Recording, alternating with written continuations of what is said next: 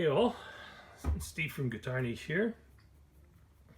Well, something's been driving me crazy for a while, and has something to do with how strings are installed at the tuners.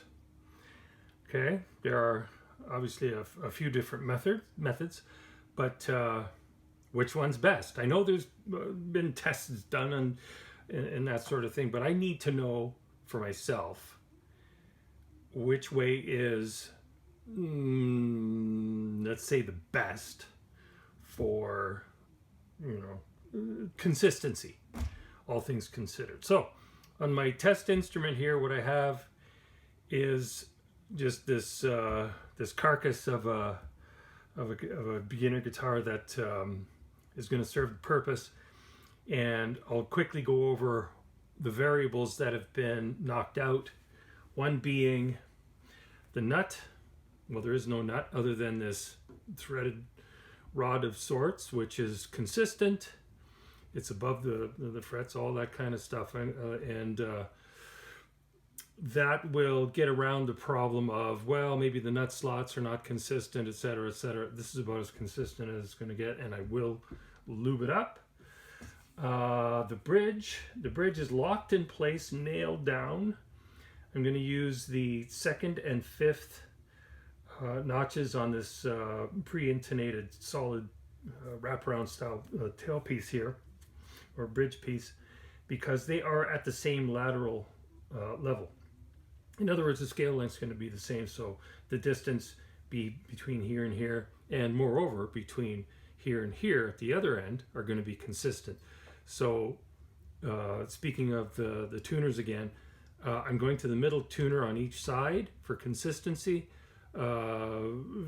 just, because it just makes sense. It's the intermediate length there, okay?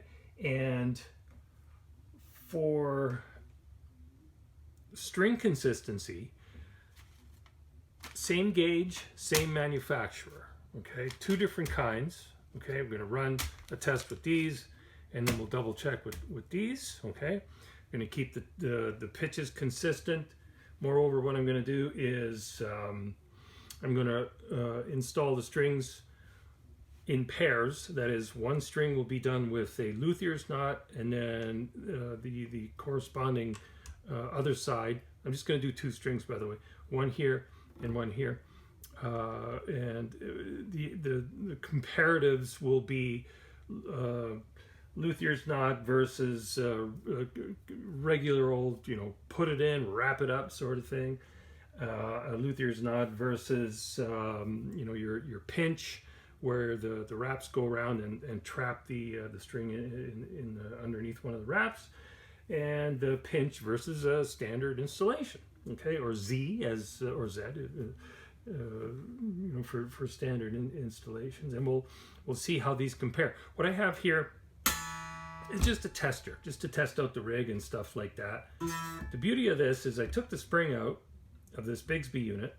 The string is not going under the roller, so there's no friction there, and I can get consistent tension. I can test the tension on the string. I'm going to use a block here to just pop that up. There's a little screw in the pickup mounting hole there, and then return to 0. Okay, so that's flush, and it's not going anywhere. So we have eliminated as many variables as possible on a properly testing unit. Okay, and we'll see what happens. Moreover, we're going to start with the heavier gauge plain string. Why a plain string? Because a plain string is going to be very reactive because of its mass, and if there's any wonkiness going on there, the heavier string is going to tell the tale. Moreover, I'm going to leave the tag ends on to see how they react at the post. If they slip, you'll see it. It'll move, right? And what we're going to start with is a luthier's knot on one side, standard installation on the other side. Your run-of-the-mill, put it through and start winding sort of thing. And then I'm going to leave them for a day or so, just to let them settle in, so that we know that you know, they're not, you know, stretching for the time, or they're succumbing to temperature or some sort of other influence. I will stretch them out, get them up to a predictable pitch. I think I'm going to use an E. An E should be just fine, because I'm going by what I feel is as a standard tension, as if you were playing a normal string, okay? And we'll see how it goes, okay? Other than that, I think we're good to go. I'm going to pause and come back, and we'll throw the strings on and see how that goes. Okay, thanks for coming out. So we are going to carry on with this experiment and install a couple of 20 gauge strings made by the GHS company. And I thought I would go through this process just for the string installation, just so you see that there's no monkey business. I'm not trying to hide anything or anything like that. So I just put a little bend in the end there, just to get this started properly, so I don't have to mess with it. And again, I'm not going under the roller, I'm going over top. Okay, and I'm just going to keep that clamped. So I'm going to put a luthier's knot on this one. Okay, so it's through the post, once around, and then wrapped around the string itself. And I'm going to wind that up.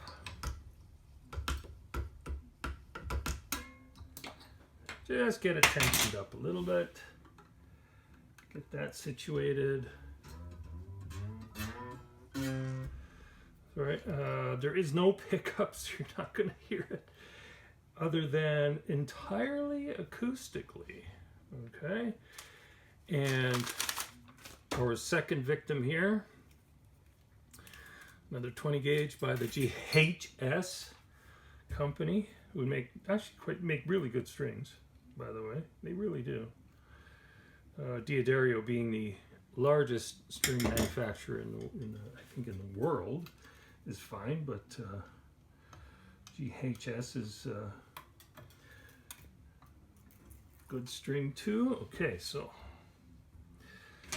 that's that.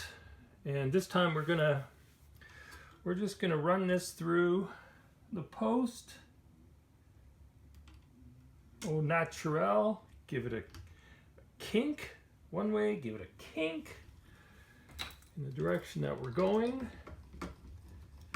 and we'll keep this one wrap under the other, just as if we were doing it you know, normally, or whatever that means. Okay, wonderful, perfectly in tune. What am I looking for? I want some lube here. That's what she said. Anyway, so super lube. This is a synthetic oil, which is going to help our cause, so that we know there's no binding. Okay, and get that out of the way. Now, what are we going to tune it to? I had the test string on there, so I'm going to go for an E.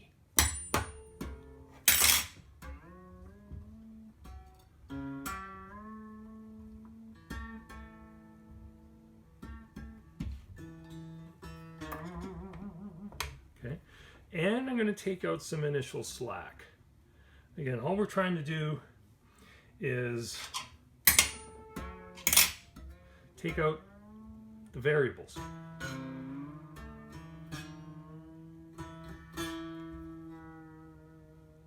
That's the neck flexing, you can hear that, eh? Okay, I'm going to stretch the whole length. I don't see any movement up at the top there. The tag ends are not moving around.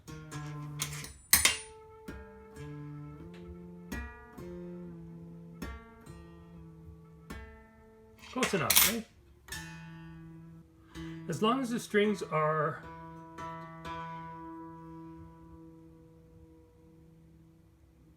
in tune, relation to each other, they're identical, then that's all that really matters. If they're off cents for a particular pitch, whatever, I don't think that's going to matter whatsoever. I'm going to let that sit for a day or so, just to acclimatize and settle in, so we can eliminate another variable, and we'll see what we can see. Everything looks good. It's, you know, it's as if it was in the, you know, corresponding slot. If there was a nut there, everything is straight down here, and we'll see what happens. I already have a sense that things are going to be pretty interesting. Anyway, thanks for watching. Thanks for coming out, and we'll see you soon. Here we are, a day later. So our strings have been sitting, and I wanted to mention, why not use wound strings? Well, the wound strings are, they're gonna, because they're wrapped, they're gonna have natural grip. So that kind of doesn't qualify in my mind as something, you know, as far as a string through a post in slippage or security, as it were. Now, what I did do here was I have the tag ends of the strings here, just kind of stuck out at similar angles, you might say. And the reason I did this is to illustrate, if they move, straighten that up a little bit just for, anyway, if they change positions, you're going to see it. Simple as that. And once again, the strings are tuned to an E. Okay, it just seems like a compatible tension for the thickness of the gauge, etc. And this is the luthier's knot, and this is the regular old do it every day type of string installation on that one. Okay, what I'm going to do, I'm going to use this block for starters. Yeah, they're close enough. And I'm going to raise this up and put that block underneath. There's a little screw there. There's a little difference there, eh? So this one dropped a little bit. The plain installation dropped a few cents. You can hear that this one's a little sharper. Okay, and then I'm going to drop that down to, this is neutral position. It's not sitting on anything other than the hardware here. Oopsie. And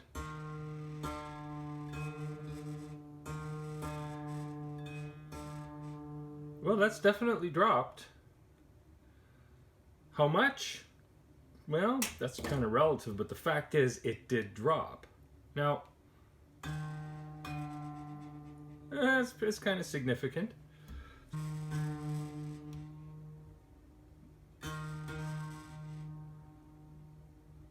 Let's do this. Ooh, that dropped quite a bit, actually.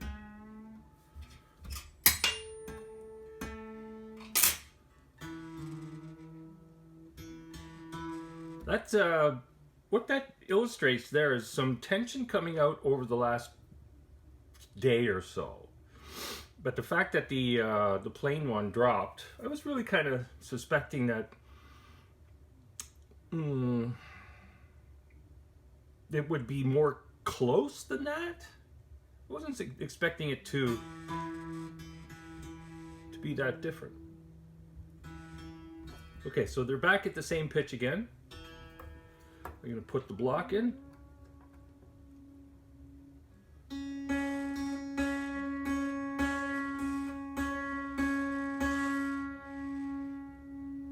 And drop it.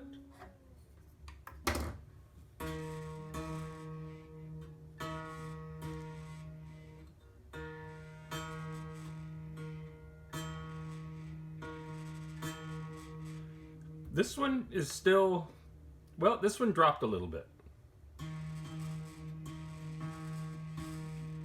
So I'm going to just go one step further here and make sure that there's no slack in here.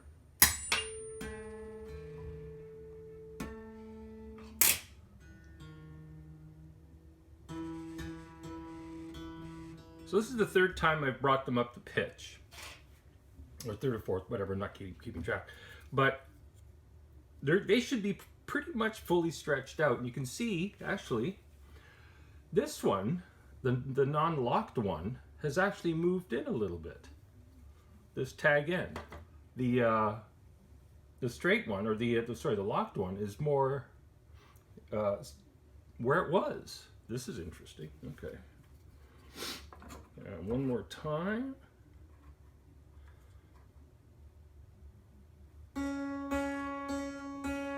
Well, there's stable pitch there. Don't see any movement on the tags. What if I stretch them a little bit? No, they're good.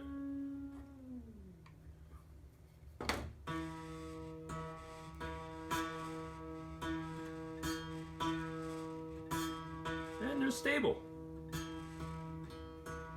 They're the same. So, can I get that to move at all? Nope. The locked one's not going anywhere, I'll tell you that. But the other one, the plain through,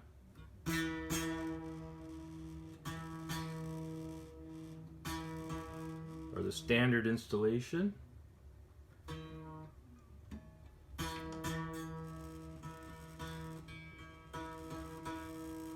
and they're pretty much the same. I think, for what it's worth, what I've discovered here is that the lock is sets a little bit more immediately, but the regular old standard installation, once it settles in, is as good. With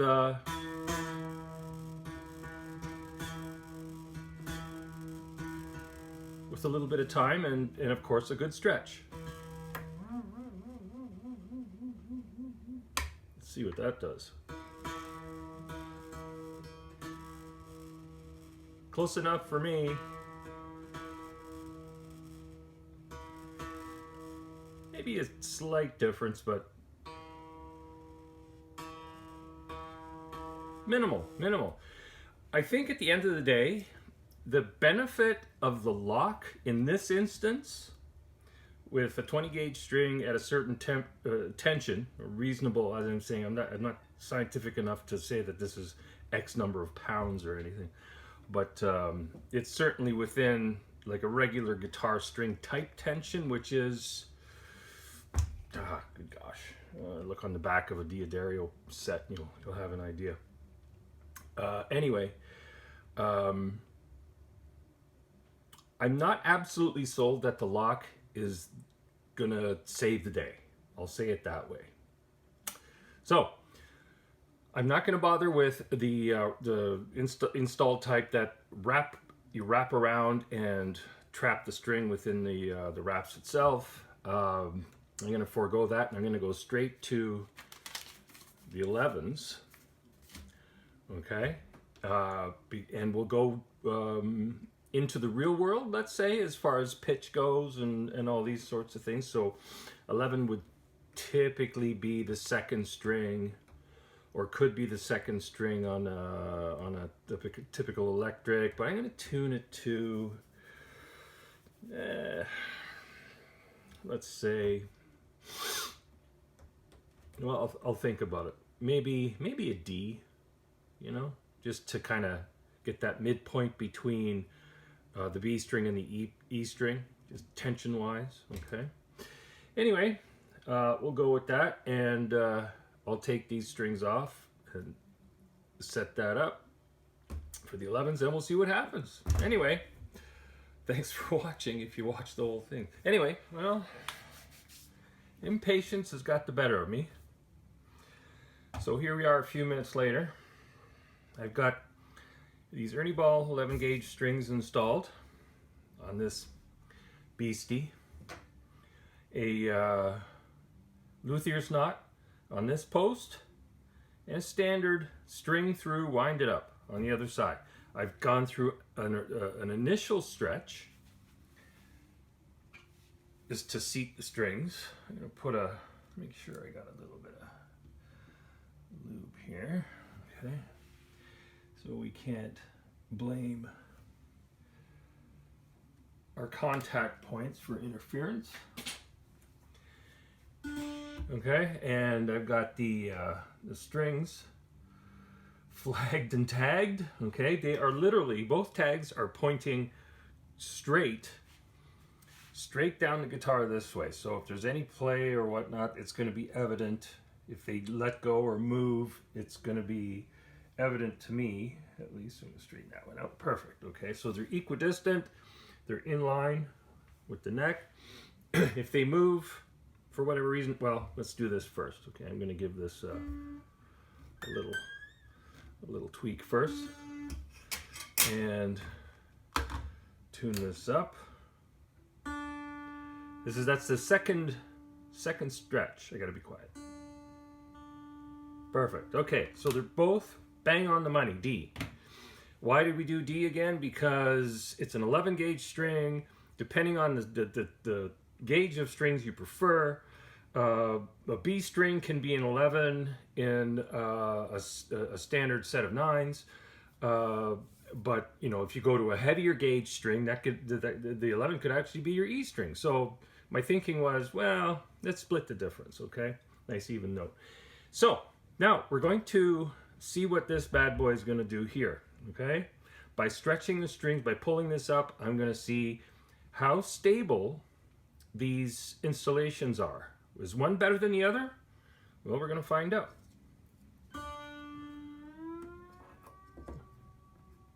Hopefully it doesn't snap.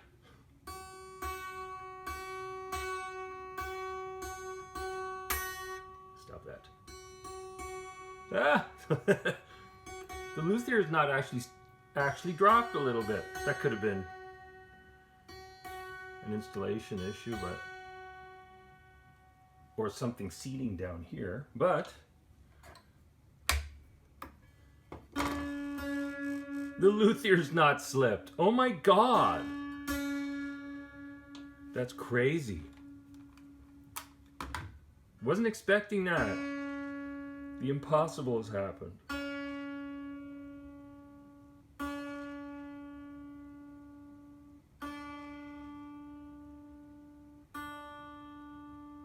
Good. Okay, so that's back where it's supposed to be. They both moved. Both of them moved. These tags here, they both came in. Well, obviously one is going around this way, the other one's going around the opposite way, but they both moved, meaning that the string has settled at the post. That's how important stretching your strings is. For one, this proves a point that you slap your strings on, give them a good stretch, fine. But you got to give them a real good stretch. You got to stretch them out more than once, and that's proof. That's proof that that in the pudding, let's say. Okay, so now I'm going to straighten these out again to continue on with our test. Okay, so these are pointing straight again. Okay, they're equidistant. Oh, let's get that one back in action right there. Good. Okay, we're going to run that test again. That's a good, that's what is that, a G? It goes right up to a G. Or pretty close. Yep, just under a G. Okay. They seem to be pretty stable.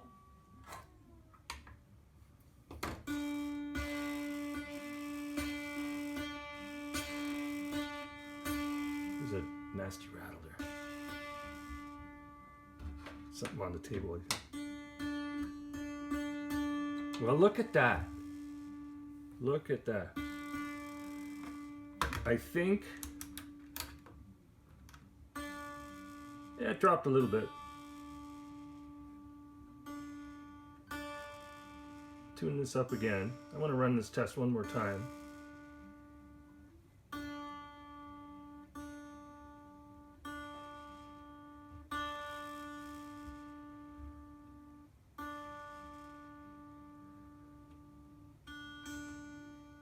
Close enough. Okay. One more time.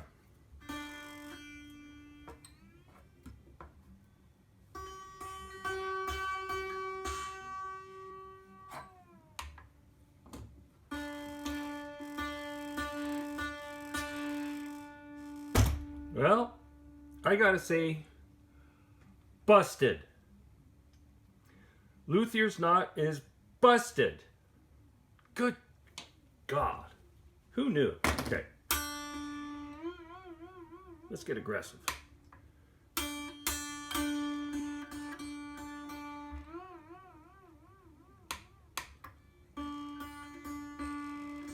That's holding a tune.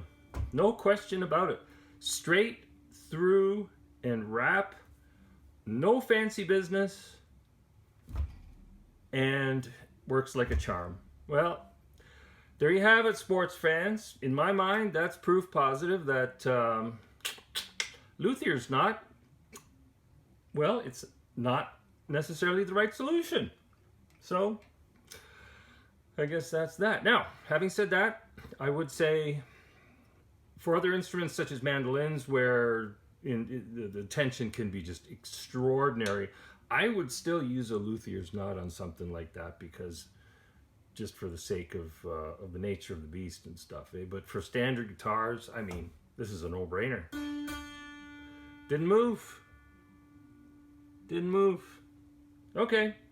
Well, anyway, I hope you enjoyed that. That is proof positive that the luthier's knot, in my mind, is not necessarily as much better as some people would lead you to believe.